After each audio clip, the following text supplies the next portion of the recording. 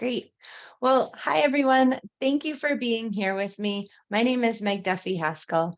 Let me start by saying I am deeply passionate about helping people set and achieve great goals that will improve the quality of their lives. I'm incredibly motivated to share with you the importance of goals, how to set and achieve them, and how to avoid common mistakes that might lead to failure. I am an integrative health coach and a yoga teacher, and I'm also currently working towards my personal training certification. I support and empower busy adults to make positive and lasting changes in the areas of movement, nourishment, mindfulness, and sleep. If you have any questions during our time together, please feel free to place them in the chat or come off mute, and I'd be happy to answer them.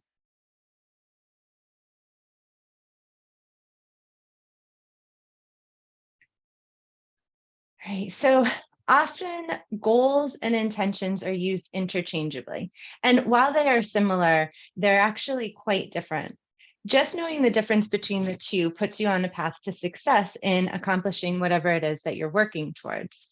So, a goal is something that you want to achieve sometime in the future. It's an external accomplishment or something that can be tangibly measured.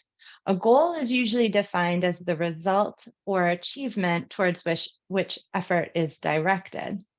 Now, an intention, on the other hand, is more behavioral. It's something generally that can be changed in the short term. Intentions themselves are generally lived each day, where to accomplish a goal, you want to have smaller, more related action steps that you'll take to accomplish it.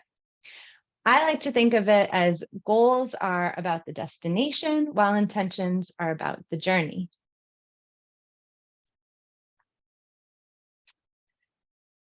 So, the decision to set goals is a really important one, and it impacts our lives in more ways than we really think about, or more ways that we can imagine. So, according to the Code of Living, setting goals affects our lives in 5 ways. Setting goals provides a sharp sense of focus. They allow you to measure your progress. Setting goals blocks distractions and provides productive boundaries. They help to combat procrastination. And ultimately, setting goals helps to motivate you. So let's dive into each of those. So, when you set a goal or an intention for yourself, you inherently have an end game in mind. This requires a shift in your behavior and your thoughts. With this, you begin to take certain steps to get what you want, and in doing so, you gradually pick up that momentum.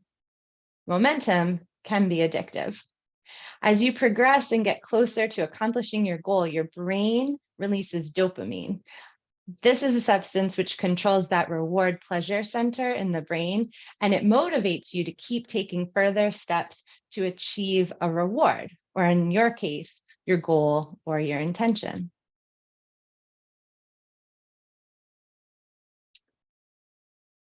So, how does setting goals allow you to measure your progress? And we'll come back to this one too a little bit later. But when you're setting a goal, you have to develop a plan and then adhere to that plan in order to be successful.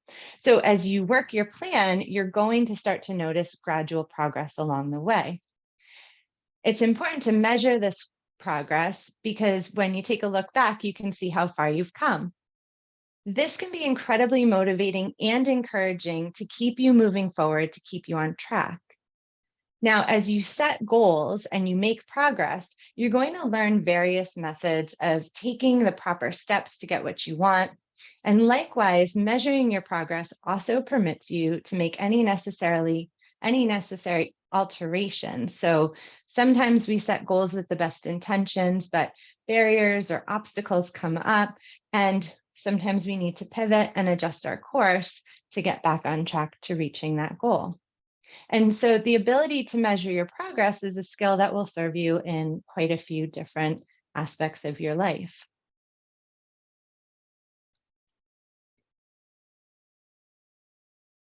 Okay, so this one we kind of group together. So goal setting can help block distractions and provide boundaries. And I think that this is something we can all improve on, whether we're setting goals or not. But the ability to block out distractions will help you achieve your goal, your intention sooner.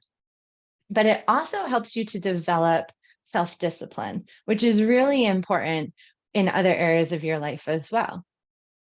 When you have that goal in mind, when you have that end game in mind, and you're determined to get to that finish line, it becomes increasingly easier to avoid things that will steer you off course.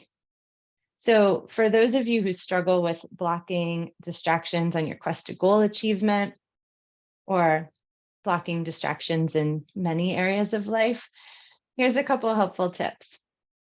The first is to only focus on one or two, maybe three, very important tasks that will propel you in the right direction of your goal. So it's important not to take on too much at once, and we'll talk about that again a little bit later, because that can overwhelm you. The next big tip, and this one I think is really important too, focus on completing work in segments. Instead of attempting to tackle one huge project at a time, break it down into little bits. Distraction comes when you're not 100% focused on the task at hand. Having those smaller segment goals will help you to stay focused on it, and it will make it easier to stay focused on it longer. So how does this relate to setting boundaries? Well, the ability to place boundaries in our life is really paramount. Setting goals for ourselves can help with this, and it takes practice. But goals provide boundaries by incentivizing you to know when to say no. Sometimes people get so overwhelmed and carried away with trying to do everything at once that they end up burning out. Burnout is the ultimate enemy to goal attainment. So we want to stay fresh, we want to stay engaged, we want to keep moving forward. Now, a lot of times people have a fear of setting boundaries. They don't like to say no, it's uncomfortable. Sometimes people think that setting boundaries will do just the opposite and instead prevent them from reaching their goals. But in reality, setting healthy boundaries will help you stay on track, help you stay focused, and help you reach that goal.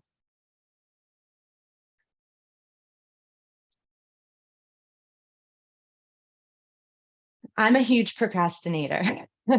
I don't do things until they're due. So this is always an area that I focus on when I'm setting goals. And breaking my goals down into smaller pieces helps a little bit, but I know I'm not alone. Procrastination is a plight that many people struggle with in lots of areas of their lives. Setting goals, though, and getting into the routine of setting your target, whether it's a goal or an intention, and practicing working towards it will help you get better at avoiding procrastination. This setting goals here, it's going to increase your willpower. And as you start to hit those milestones, as you start to move closer to achieving your goal, as the target gets closer, your willpower is going to keep you going. And that willpower combined with the desire to reach your goal makes staying on course and not wasting your time or anyone else's much, much easier. The best remedy for procrastination is motivation combined with willpower.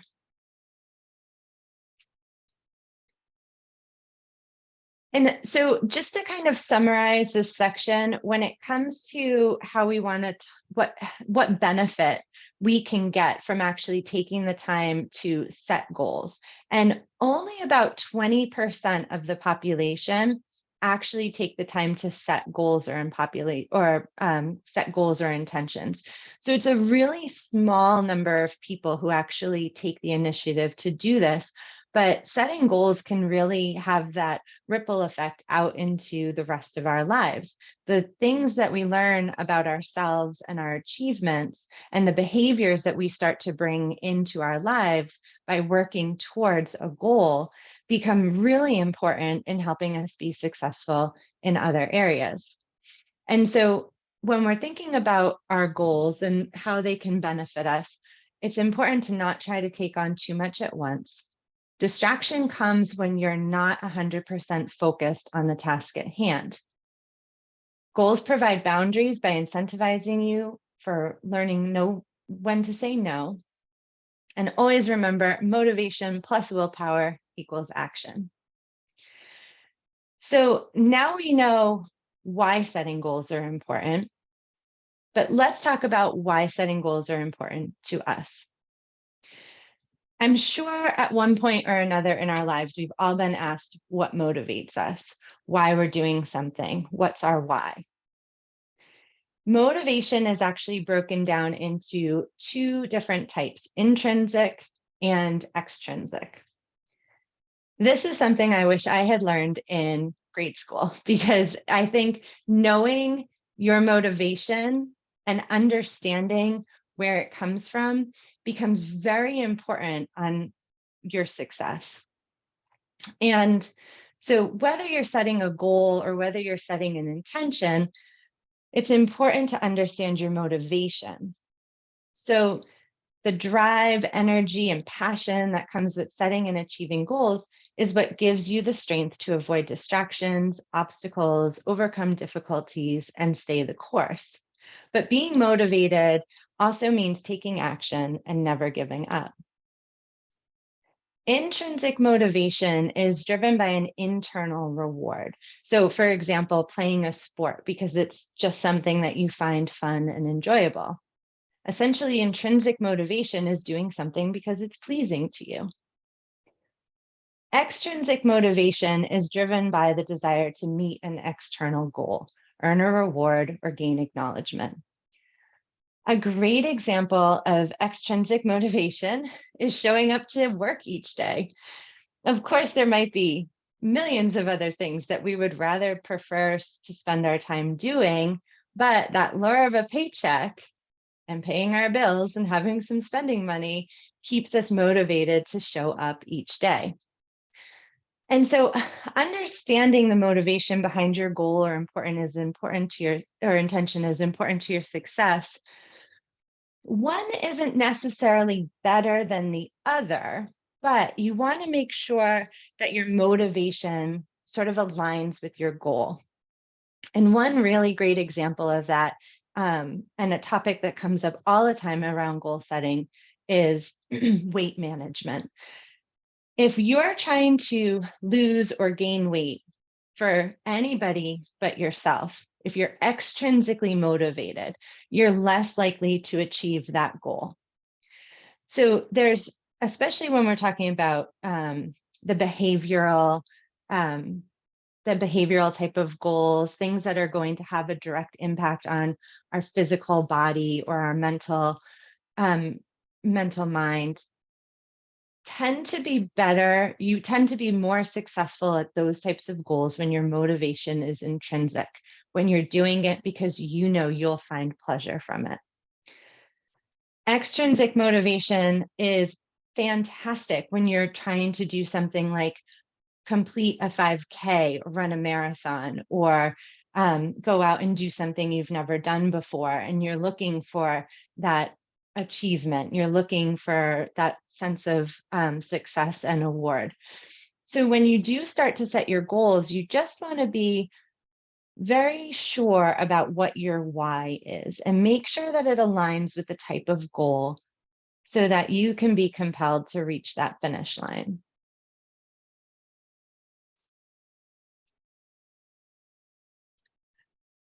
All right, so setting goals is super exciting and very motivational, and it gives you something to strive towards.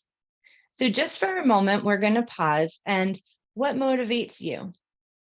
Think about a goal or an intention that you have, or maybe that's been bouncing around in your head recently, and think about what motivates you to work towards that and be successful. So give you a couple moments here and just write down some things that come to mind. You don't have to share this with anybody but yourself.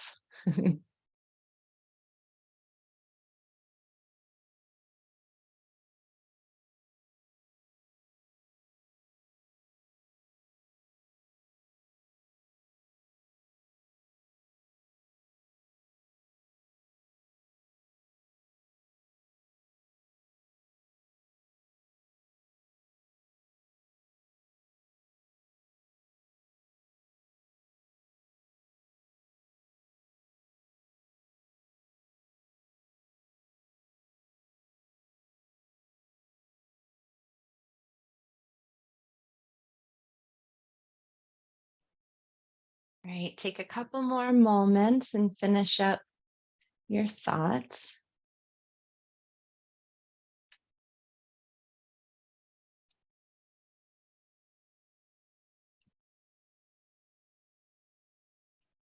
And you can keep on writing if you want, especially if you're in the flow, but we're going to start pushing forward a little bit more.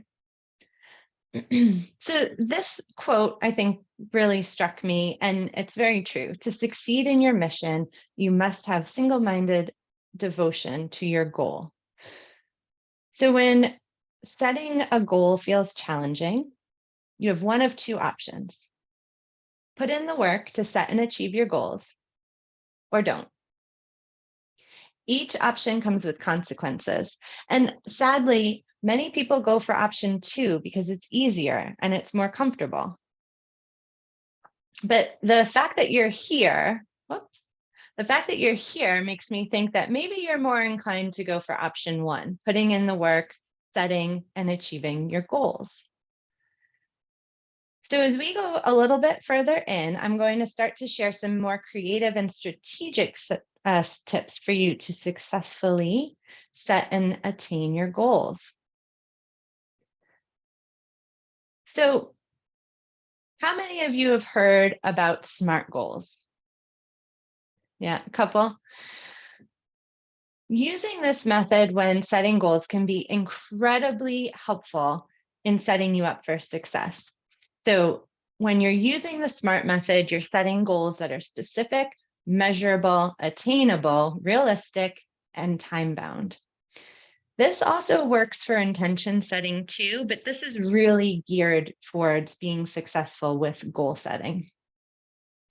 So once you've decided if you're setting a goal or an intention, or maybe a couple of both, you know what your driving motivation is. How do you ensure success? The first step after you start to formulate your goal is to pause and make sure it's SMART. So here's an example, the evolution of a SMART goal. Right? Everybody in January says, my resolution is to lose weight. And that's great. That's fine. Good for you. A lot of us are in that same boat. But that goal gets just a little bit better if you define how much weight you want to lose. I want to lose 10 pounds. Okay. When? Well, okay. I want to lose 10 pounds in the next 3 months. How are you going to do it? I want to lose 10 pounds in the next 3 months by running 4 times a week. Now, that's the best way to set your goal, is to get as specific, measurable, as specific as you can, make it measurable, right? We're going to assume that this person has 10 pounds to lose, and starting to run 4 times a week is something that's attainable for them, right? We don't know who this person is, but right, when you start to do your goal setting, give yourself time to keep going back and revising the goal and make it as specific and tailored to you as possible. That's going to be what sets you up for success. Now, doing this alone, using the SMART method alone, might be enough for you. You might be able to get to the best set of your goal and you're off and running. But there's some additional steps that you can take too as you start to outline your aspirations. The first one is to write your goals and intentions down and put them someplace you can see every day. So I know a woman who sets goals a couple times a year. And once she sets her goals, she sets them as her background on her computer screen. So every day when she gets to work, she turns her computer on, her goals are right there, staring in front of her. So write them down, put them somewhere you can see them. I would really encourage you, and after this session, I'm going to send you all goal and action trackers. So I encourage you to print them out, write them down, maybe print out a couple copies, put them in a couple different places, but make them somewhere that you can see them regularly. Now, from time to time, we're going to need to pause, we're going to need to check in, and we're likely going to need to adjust. Things happen, obstacles come up, barriers get in our way, and that's okay. Once we recognize that that's happening and we're starting to get a little bit off track, or maybe on the flip side of things, we're way further ahead of where we thought we were going to be, we need to adjust ourselves and we need to do that judgment free. So the really important piece of this is to not get down on yourself if things aren't working quite as quickly as you want them to. It's also important not to let that ego get too big if you're just slaying your action plan because you don't know what's coming up around the corner. So as you do this check-in, do it in a way that you can remove all the judgment and you just are very, very aware at where you are on your path. And then a great thing to do is to work with an accountability buddy, like a friend, a partner, or a health coach. All right, so maybe you came into tonight with a goal already in mind. Let's just take a pause again. And if you have a goal that you're working with, maybe you want to adjust it. I can put the smart slide back up. So maybe you want to adjust a goal. Maybe you want to take this opportunity to write a goal down. But again, let's take a few moments. Think about a goal that you have or you want to have and write it down.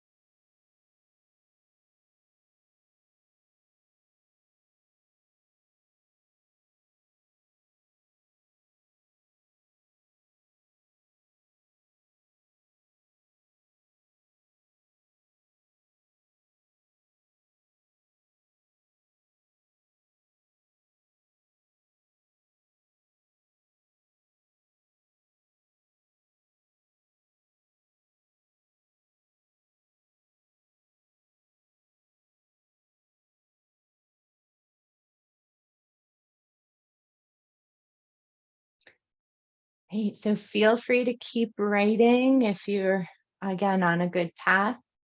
You've got some creative ideas coming. But otherwise, we're going to start to move forward.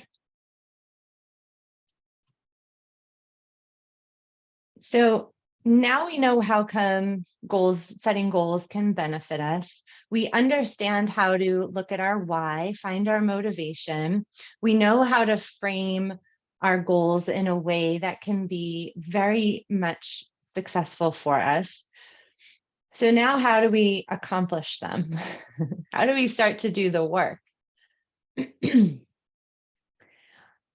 think one of the most creative and powerful ways to accomplish your goals is to visualize the outcome of your desire.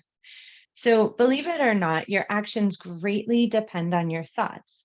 Everything that's ever come into being was once a mere thought.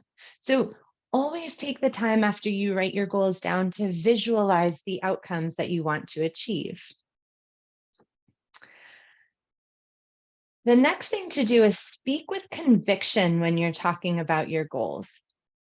So instead of saying, I wish, I want, I hope, say, I will, or I am. There's so much power in words and in repetition. So tell yourself that you will attain your goal, come hell or high water. You can also do anything. You're strong, you're capable. Never stop affirming yourself and never stop working towards what you want. Now, I've made reference to this last point a couple of times throughout this presentation, but you want to make sure that you break down bigger goals into smaller sub-goals. One of the biggest enemies of achievement is the feeling of being overwhelmed. If you want to achieve a bigger, lofty goal, start by breaking it down into parts and tackling them gradually as you go along. Not only does this keep you from getting burned out, but setting sub goals allows you to track your progress and celebrate as you go along. And that's highly motivational.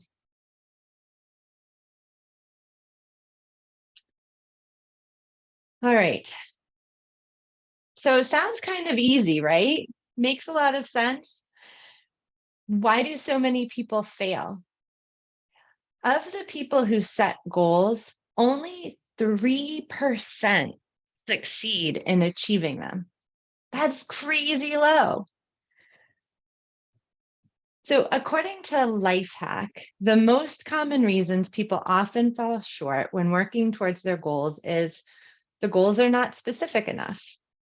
Luckily, now we have a great framework that we can use as we start to write down and work towards our goals. Right? People often procrastinate. We already talked about this. I'm in this bucket. When you set a goal for yourself, it's important to start working towards it immediately. Make the action plan. Don't let yourself get sidetracked, and don't put the work off. This is the best recipe for failure. Also important is people tend to let the critics and the naysayers get to them. There's always going to be naysayers, and there's always going to be people who doubt your ability to successfully execute your goals. You have to rise above that criticism and stick with what you believe in. Always go back to your motivation, your why. It doesn't matter what anybody else thinks. I know that this is often easier said than done, but in the end, it really does come down to choice and willpower. Similar to that last point, a lot of times people fall short of reaching their goals because they keep poor company. It's said that you're the average of the 5 people that you associate with most often.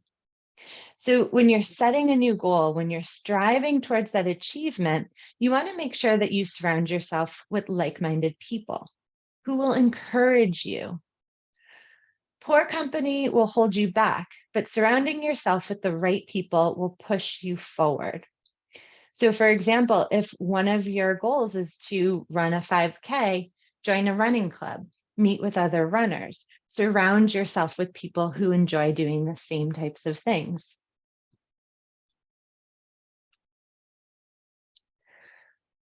Okay, one last thing. Whether your goal is to lose weight, make more money, buy a new car, pay off your debt, you are not allowed to have a backup plan. There is no plan B, because plan B only distracts you from plan A. We are in a tough place where people play their goal setting too safe because they're fearful of missing the mark. But my challenge to you is to only have one plan, and that is success. So if your goal is to lose 35 pounds by the time you go on a vacation, don't have a plan B that says settling for 20 pounds is okay. If your goal is to make an extra $20,000 this year, don't settle for 19.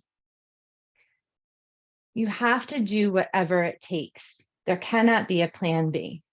Have tunnel vision for your desired outcome, and don't let yourself stop or take a day off until you hit your goal. And then once you hit that goal, there's something really important you must do, which is celebrate. So let's get started. The biggest and most important thing, once you're all prepared, is to just begin. So we get super motivated, right? When we sit down and we're going to do our goal setting, we've got, maybe a candle burning, we have the lights just right, maybe we have our favorite blanket with us or a little bit of music on, and we're going to change our lives. We're going to write down our goals. We're going to get so motivated and so excited.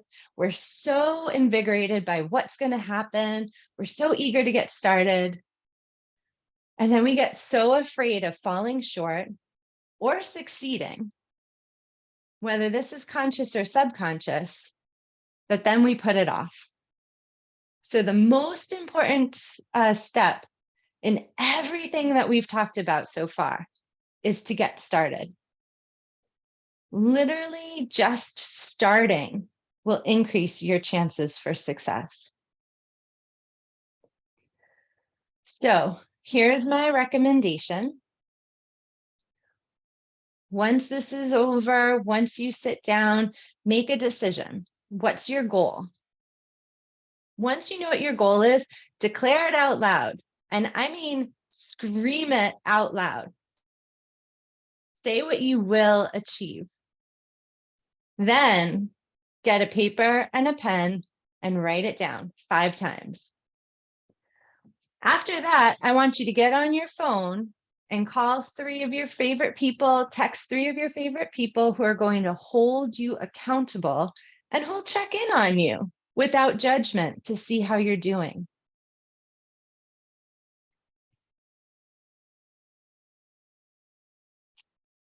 And then you celebrate.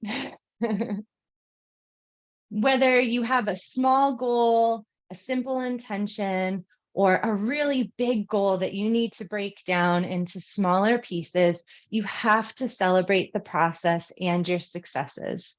Each breakthrough along the way requires acknowledgement of your effort. Make your journey filled with recognition. Ben Renshaw, a director of the Happiness Project and Success Intelligence, says that on average, by the age of 18, we will have been praised and encouraged 30,000 times. Most of this by the time we are 3. So somewhere along the line, we stop celebrating. Neglecting to celebrate your successes can cause you to slowly and subconsciously start to take a negative view of your accomplishments. When you focus on what you haven't accomplished instead of what you have, you're less likely to stay on track and complete your goals. The good news, though, is that celebrating your accomplishments can boost your confidence, help stave off burnout, and fuel your continued success. So, what's your first milestone that will be celebrated, and how will you celebrate? Make that a part of your goal planning process. So this is only the beginning. I know I've shared a lot of information with you, and maybe you're feeling one of 2 ways: really inspired or really overwhelmed. Both of these feelings can be used as incentive for you to creatively set and achieve goals and intentions while also avoiding common mistakes. Setting goals is deeply significant and it will impact your life in many ways for years to come. So if you do need any additional support, always feel free to reach out. So we have a little bit of time for Q&A if you want. You can feel free to come off mute, or if you have any questions, you want me to go back over anything, I'm happy to. You can put them in the chat. Or if you want to share a goal or an intention that you're working on, I'd love to hear that too.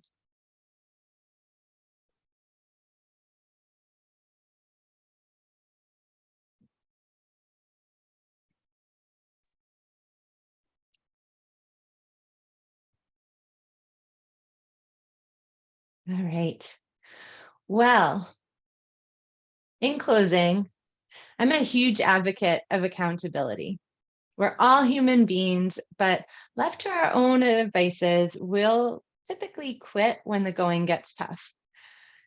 Now that you have the tools for success, if you're looking for someone to hold you accountable, try creating your own accountability circle with those friends that share your goals.